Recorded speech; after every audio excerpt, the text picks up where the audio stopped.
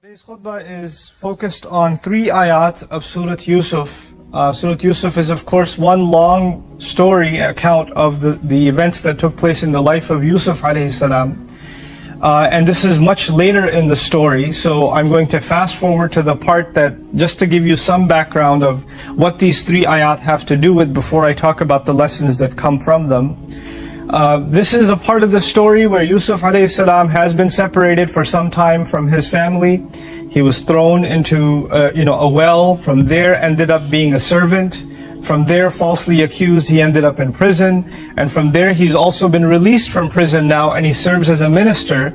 Essentially, you can call him a minister of finance, Aziz, that's taking care of the budget and the economic crisis that's happening in the country. So he's in a position of power now. And in that position of power, because there's a famine, all the villages, all the surrounding areas, they don't have any food. So they all come to the kingdom to receive their quota of food. It's basically a kind of, welfare system now. People don't have enough money anymore, so they have to come to the government and they'll supply them food for each household. And the rule was, you have to bring all the main members of your family so that we can know, the government can know, these are how many bags we're supposed to give. You can't come, I got 6 brothers at home, could you give me 7 bags? You can't do that. You have to bring all the brothers with you so they can verify that this is actually the right amount that's being given. Especially in a time of crisis, you can't have people taking more than they deserve. So the brothers of Yusuf, including the youngest one, are now called to receive their share of the food, and they've come, and Yusuf alayhi salam recognizes them while they don't recognize him. And so he hashes a scheme to keep his brother with him. He basically, essentially, what you can call falsifies evidence, puts one of the golden cups inside one of the bags, and then accuses them, you people have stolen from the king. And then when the case comes out and the bag comes out, now this youngest brother is being held under house arrest. So the rest of his brothers have gone back to the dad. And now 2 of them are together. Yusuf and his brother are together. They think he's been arrested. What's really happened is Yusuf just wanted to keep him with him. That's what was really going on, alayhi salam. In any case, this is a scene of when these brothers went back to their father. This is the second time they're going back to their father. The first time they went back to their father, they lost Yusuf. And they lied about it. They said a wolf ate him. The second time they took the youngest brother, and now they say, well, he got arrested. So this is the second time they're going to their dad, and they're going to give him the same news they gave him so many years ago. We've lost another son. You've lost another son of yours at our hands. And so when he hears this news from them, this is where I'd like to begin, is what was the reaction of Yaqub alayhi salam. Before I go to the reaction of Yaqub alayhi salam, you should understand that the beautiful words in the Quran, Sabrun Jameel, beautiful patience, or finding beauty in patience, is an expression that is attributed directly to Yaqub alayhi salam. So he in the Quran is actually a model for what does it mean to show patience, and what does it mean to show patience beautifully. He's a model for that. Being a model for that in the Quran, I want you to pay attention, and myself to remind myself, what is his reaction when his sons tell him, Binyamin is also gone. He's not coming back either. He says, Allah says, وَتَوَلَّى عَنْهُمْ. He turns his back away from them, meaning he turns away from his sons. وَقَالَ يَا أَسَفَا عَلَى Yusuf. He calls out, my poor Yusuf. What a horrible tragedy has fallen upon Yusuf. Wait, it wasn't Yusuf that was taken away. It was Binyamin that was taken away. Yusuf was taken away many, many years ago. But they say in Arabic, al-asa yab'ath al-asa. One tragedy sparks the memory of a previous tragedy. He's reliving the crisis of Yusuf in his heart. And this is many, many, many years later, which tells you he's not over it. Before we go any further, we have to understand what we do to each other. Somebody has a crisis in their home. Somebody has a tragedy, maybe a loss of a child, a loss of a parent, or the diagnosis of a disease. Some tragedy took place. And when we go to a janazah and we tell these people, you shouldn't be crying, you should be patient, have sabr, have sabr, have sabr. We assume that not crying is the same as sabr, or not complaining is the same as sabr. Yusuf alayhi salam's loss has been many, many years, and he hasn't forgotten. It still lives inside of him. It's not just get over it. It's okay, just be grateful to Allah and get over it. No, it doesn't work that way. Not even for a prophet. Not even for a model of Sabr Jameel. This is Allah Azza wa Jall's sensitivity to the hearts of those who have been hurt. Those who suffer pain. Those who have loss of loved ones. And so He says, first of all, Ya asafa ala Yusuf, meaning He cries out over his loss of Yusuf. He's remembering that all over again. And then Allah says, that's not enough. Not only did He speak out His complaint, and cry out His complaint, Allah says, وَبْيَضَّتْ عَيْنَاهُ, His eyes turned white. What that means, according to some, is He cried so much you couldn't see the pupils of His eyes. Others say He cried so much that He became blind, which seems to be the case given the context, because later on, فَارْتَدَّ بَصِيرًا, He became someone who could see again. So He cried so much, as a result right now, that He lost His eyesight. وَبْيَضَّتْ عَيْنَاهُ. And so now two things have happened. One, He's cried out, meaning he's screamed. He's even made verbalized his pain. He didn't keep it inside of him. And second of all, He's crying His eyes out to the point where he's blind. It's not just some normal event. But I want you to remember again, He's not crying over Binyamin first. In his mind, it's Yusuf all over again. Ya asafa ala Yusuf. And then after all of this, Allah actually gives us the reason why he had such a breakdown. Why did he fall apart like this?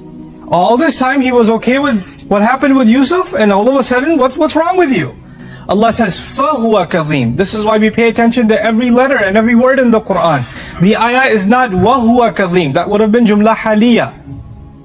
But this is فَهُوَ كَظِيمٌ. This is what's called al-fa as-sababiyah. What that means is, and all of that happened because of what? Because of the fact that he was swallowing this pain all along.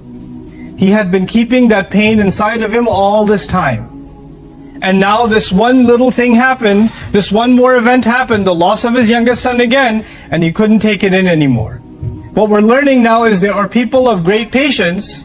Just because you can see them smiling, or just because you don't see them crying, doesn't mean they're not carrying a lot of pain inside of them. They may have been carrying it for a very, very, very long time. And finally, eventually they erupt. Finally they can't take it anymore, she can't take it anymore, and she erupts.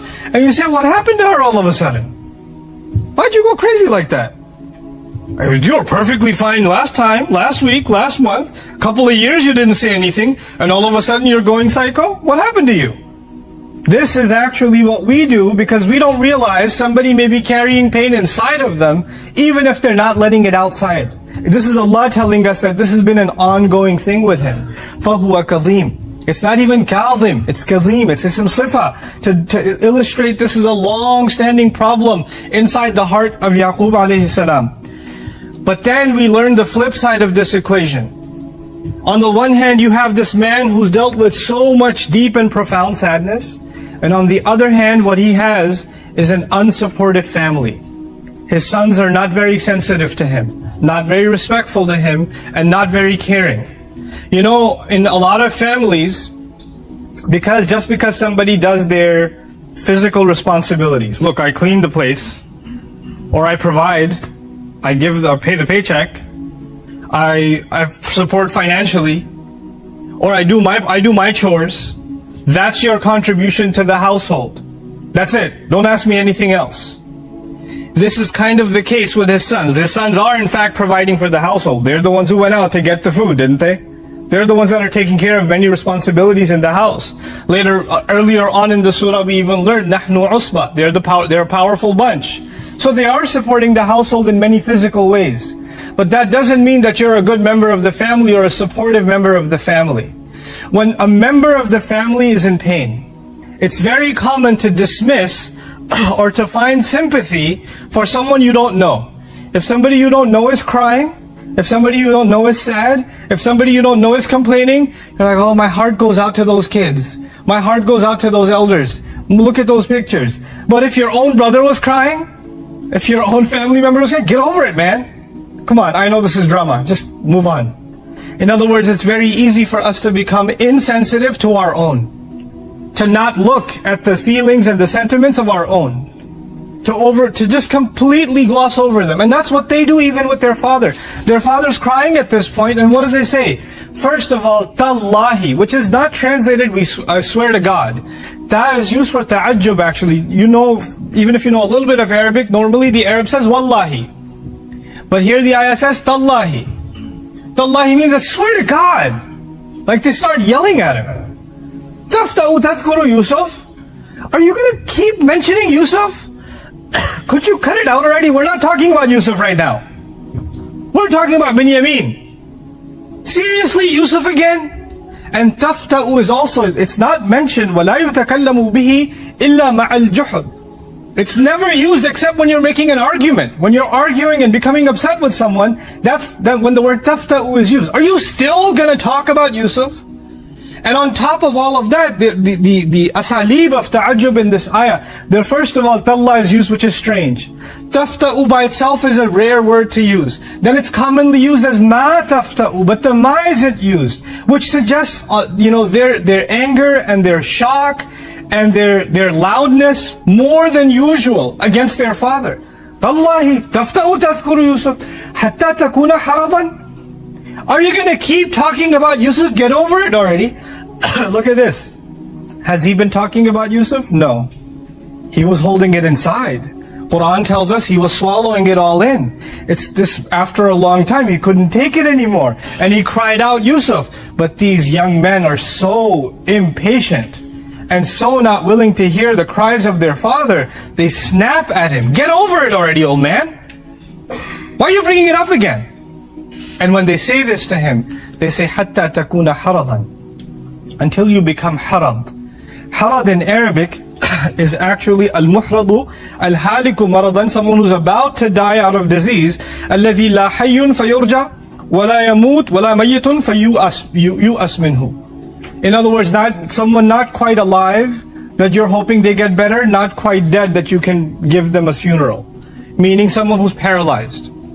Fasid, they also say, someone who's got no good in their body left. Are you going to kill yourself? Are you going to paralyze yourself crying over him? You've already lost your eyes.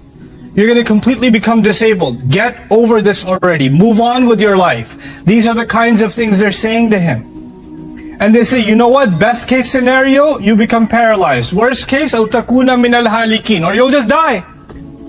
You'll become of those who die. Is that what you want? And now they're thinking they're helping their father. This must be tough love. Like they're going to talk to their dad and yell at him and he'll snap out of it. You know? But now we learn one of what I feel after studying this ayah, one of the most misused, and I would even argue abused ayat of the Quran in the name of our deen. When it comes to people's feelings and sentiments. When you're entitled to feel sad. If there's something bad that happened to you many years ago, many months ago, ages ago, and you keep remembering it and it overwhelms you, you're not wrong. You should seek help for it, but it's not wrong that it hurts you still. Yaqub alayhi salam is entitled to his grief. He's entitled to cry out.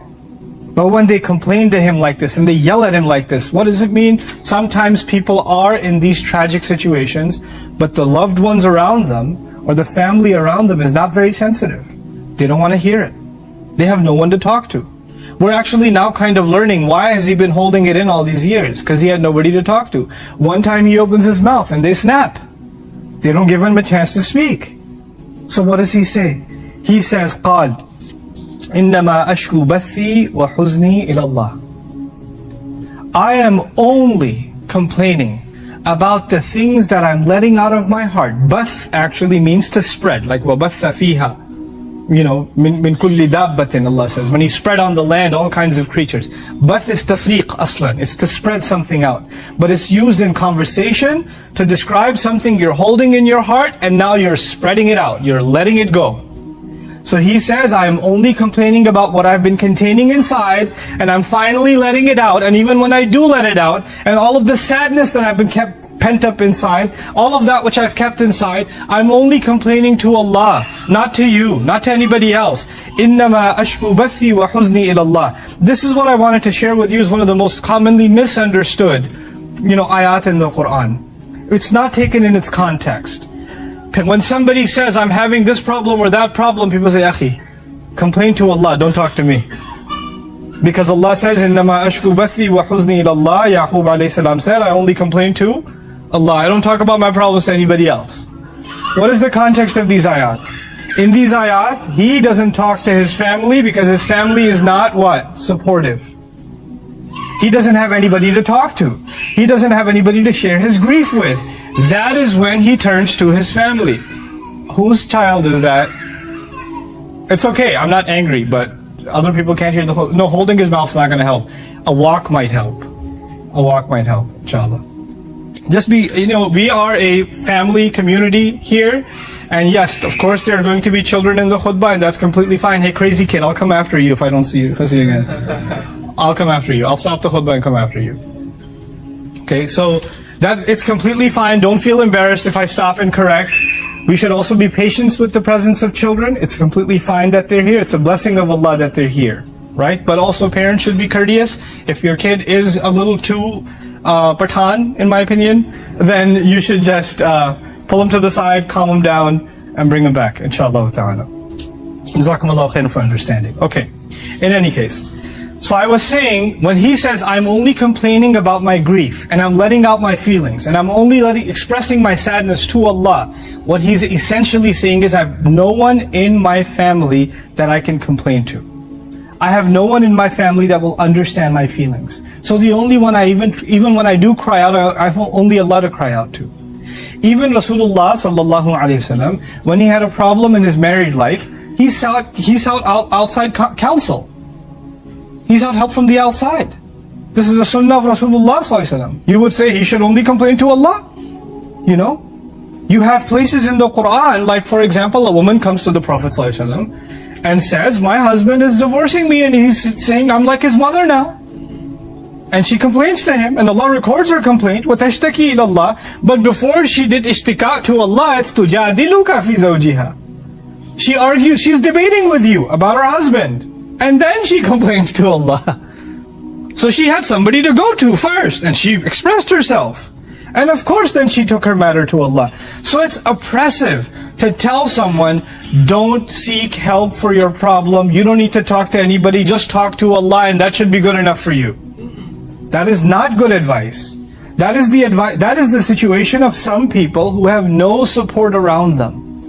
When you have absolutely no support around you, then of course you still only have Allah. That's His circumstance. You have, later on, you're going to find that he's going to find so much comfort in his son. Binyamin also finds comfort in his brother. So here, حتى تكون حرضا أو تكون من الهالكين, he finally ends, إنما أشكو بثي وحزني إلى الله وأعلم من الله ما لا تعلمون. I just want to recap just a couple of quick things before I conclude this. One thing I want to highlight is it's completely okay to cry. It's complete, and this is, crying is not the same as not having sabr. Yaqub alayhi salam is a man of sabrun jameel, and he cries so much his eyes turn white.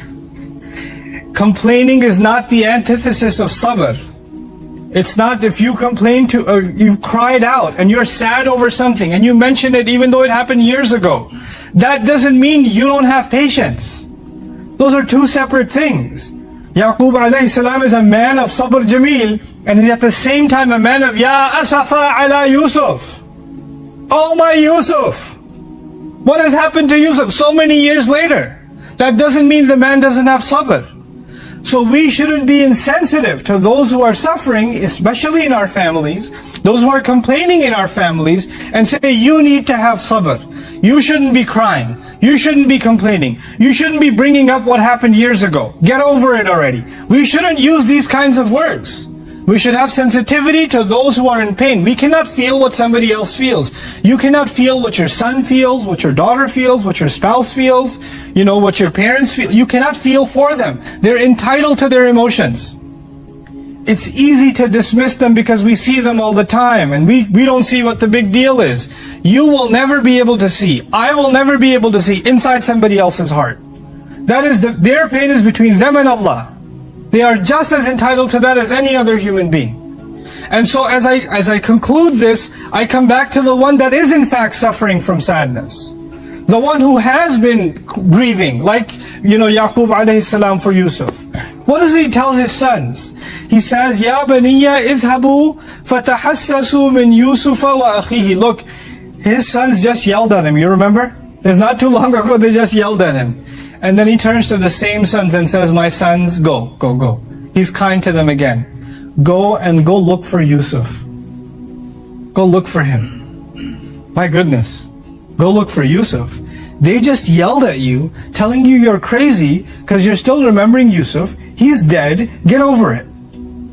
And he is so optimistic, even though he cries, his eyes have lost sight, he's crying over the name of Yusuf, he still believes in his heart that Allah Azza wa Jal I will not lose hope, Yusuf will be okay. And I'm pretty optimistic you'll still find him. Sadness is not the same as losing hope. They're not one and the same. He can cry, he can complain, but he will still hope that Yusuf alayhi salam is alive. And so he says, Tahassasu min Yusufa wa akhihi. Go find Yusuf and his brother. In that order. Subhanallah. And then he tells them something. It's amazing that this comes out of his mouth. He says, وَلَا تَيْأَسُوا مِنْ رَوْحِ اللَّهِ إِنَّهُ لَا يَيْأَسُ مِنْ رَوْحِ اللَّهِ إِلَّا الْقَوْمُ الْكَافِرُونَ. And don't you lose hope in the relieving mercy of Allah. Don't lose hope that Allah will bring relief to you. Because people who lose hope in Allah bringing relief are none but the disbelievers. Only disbelievers and ungrateful people lose hope in Allah's mercy. Sadness and losing hope are not the same. Very easily when someone is sad, shaitan comes to them and says, there's no hope for you. Your life is over. Look at what's happened. This tragedy is the end of it. There is no light at the end of this tunnel. It's easy to drown somebody in that pessimism. But a believer, on the one hand, Allah Azza wa Jal gives him or her the license to express their emotions, to be able to feel the sadness and shed the tears. And on the other hand, Allah does not let them fall into hopelessness.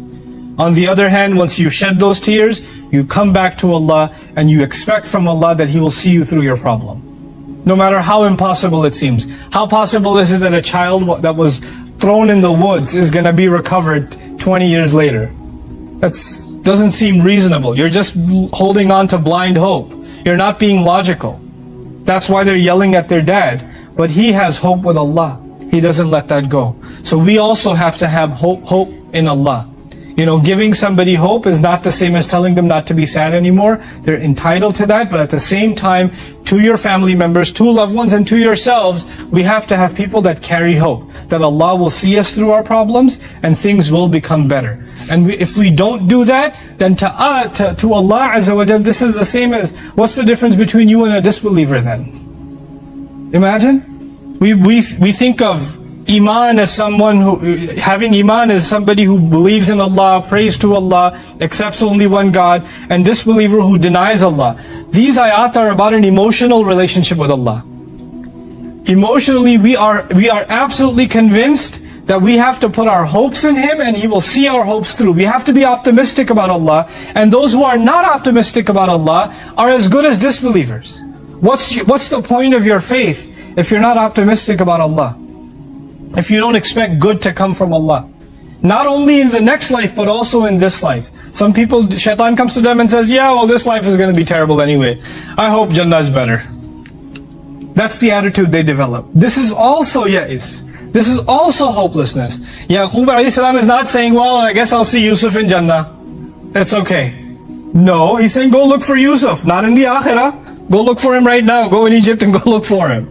That's what he's doing. So we have to have optimism for how Allah will see us through in this life and in the next. And that's part of our relationship with Allah. And if we don't have that, then there's not much difference left in our hearts and of those who have no